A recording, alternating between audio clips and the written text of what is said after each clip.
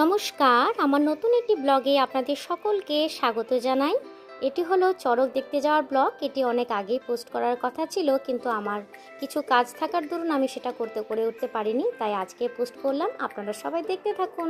পৌঁছে গেছি আমরা সবাই আরা শিবতলার মন্দিরে, যেখানে আসলে চড়কটা হচ্ছিল। আমি, কৃষ্ণা এবং কৃষ্ণার একটি বান্ধবী ছিল।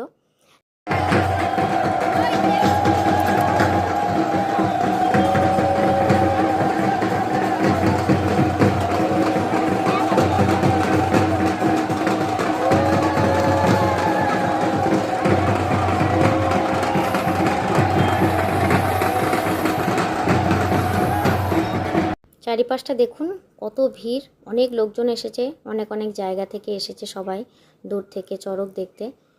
মাঝে মাঝে আবার ওই বাতাসার হরিলোটও করছে, আমরাও দু একটি বাতাসা পেয়েছিলাম।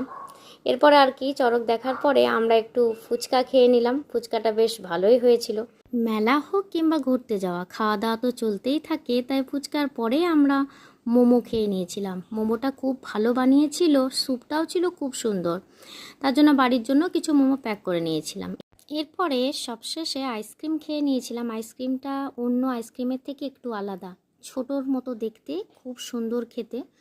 তোমরা কে কে আইসক্রিমটা খেয়েছো আমাকে অবশ্যই জানিও কমেন্টে। আমার তো বেশ ভালো লেগেছে। যাই হোক, সন্ধেটা বেশ মজা আনন্দ করে কেটে গেল। তো আমার এই মিনি ব্লগটি তোমাদের যদি ভালো লেগে থাকে তাহলে অবশ্যই লাইক, কমেন্ট আর আমার চ্যানেলটিকে সাবস্ক্রাইব করে দিও।